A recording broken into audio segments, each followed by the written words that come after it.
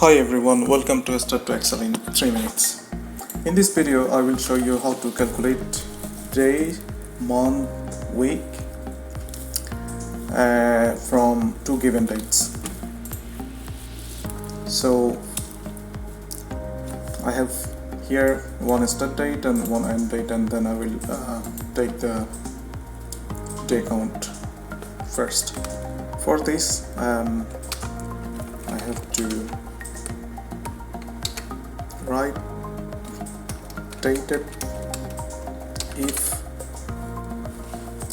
and then select the start date, comma, select end date, comma, then I have to write down D, the parenthesis closed, plus 1, enter.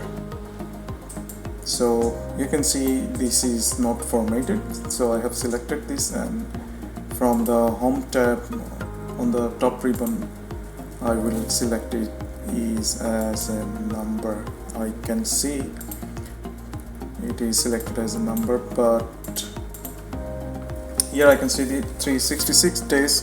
Usually it is 365 days. Why one day is additional? Because there was a leap year in 2020. Similarly, for month count from two dates, I will write down dated if, again select first date and then last date, and then similarly month, and for month the parenthesis closed, plus 1. I can see 12, so there are exactly 12 months in between two dates. And the next one is week count, which is in the same way, dated if, select day 1, day 2, and then D, and then a parenthesis closed.